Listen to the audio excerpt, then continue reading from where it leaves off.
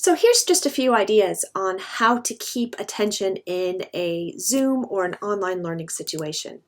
Let's start by talking about student engagement. As we all know what it takes to engage the students. We want our students to be engaged, so we want them to pay attention and to be actively involved in learning. We want to see that they're curious and that they're seeking that deeper knowledge. So how do we do that? How do we get their attention? We need to make the content relevant, and we need to foster positive emotions. And we need to provide cognitive support. All of these are really important. Let's just take a look at what some of the research says about engagement in online environments. So this is a paper from 2018, prior to the pandemic, where Martin and Bullinger interviewed some master's students and what was important for them as far as what was engaging in an online environment. And the most important thing to take away from this is the regular interaction between the instructor and the students scored very highly, if I'm just looking at the medians here, as well as grading rubrics and making sure that the information about due dates was very clear. Engagement actually starts prior to your scheduled meetings. So start as you mean to go on. It's so important to send a welcome email before class has even started, and to keep that regular communication going with announcements and messages. And try to make your interactions slightly more personal rather than just stating the facts. Put something in there that's a little bit funny or a little bit more of your own personality. You might want to spend a little bit more time gaining agreement and checking for understanding. It's very difficult to read the nonverbal communication over Zoom. So go back and ask your students again and again, do you understand? Do you have any questions? And explicitly ask for increased participation. Ask them to turn their cameras on. Tell them that it makes your job a little bit easier. And then we're going to talk a little bit about building in brief student presentations. Here are a few of the tools and techniques that can make this possible. First of all, polls are a great tool to increase engagement in Zoom. Polls can be a great icebreaker at the start of class. They reinforce commonly shared perspectives or experiences, and they allow students to identify who have different opinions. Generally, if one person answers, everybody kind of follows in line, but if they're all answering at the exact same time, then they get to express their own ideas. The important thing to keep in mind is to ensure that there is always a subsequent discussion or debate following a poll. Don't just throw it up there and then have it be finished.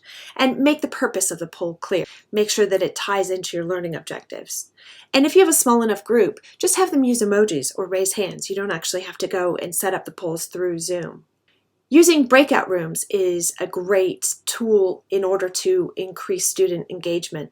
Students feel more inclined to speak in small groups. And activities in breakout rooms serve as a break from the main class lecture. And this is a great way to increase collaborative learning. A couple of things to keep in mind. Make sure you assign a clear task and time frame for that to be completed. And you can always set up your breakout rooms in advance. The optimum number of students is 3 to 5, so keep that in mind. And make sure you're familiar with the breakout room tools. Chat is also a great way to increase engagement because it allows for quieter students to participate. You can run pop quizzes in real time through chat. Students can private message any concerns they have, and it's helpful for those with connectivity issues. One thing you can do to increase engagement is use a waterfall question, which is where you have everybody, you count down, you say 3, 2, 1, and then have everybody respond at the same time. And as you see those messages come in, it looks like a waterfall. And again, this allows students to give their own opinions and not rely on what their other classmates are saying. Some important points to keep in mind is to establish a code of conduct. For example, chat should stay on topic. And you can limit chat participation if necessary, if it gets out of hand. You can use emoji responses in order to check for understanding or to get a reaction or an opinion. Students love emojis. They're using them all the time. The buttons will stay active until a student toggles them off or the host clears them. The other emojis only appear for about 10 seconds. And you can use them to sort participants, such as because raise hand moves them to the top of the Zoom room, so you can have them, once they've answered a question, take their hand down, something along those lines. Games are a great way to review content, and they can be online or in real life. You can use guessing games or pass the baton or at-home scavenger hunt. All these things could be done via Zoom. One game that I play in my class is this werewolf game, where some of them are werewolves and some of them are villagers, and the students really engaged with this.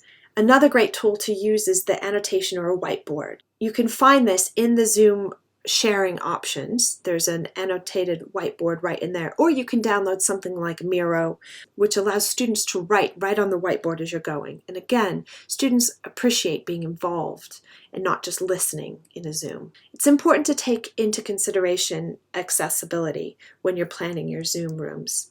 There are tools available for that. One of the main things is the new button that's live transcription.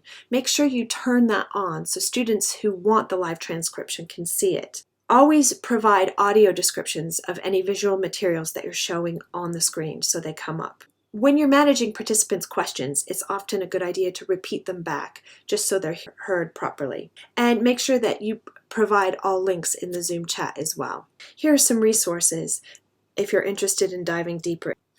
Thank you very much.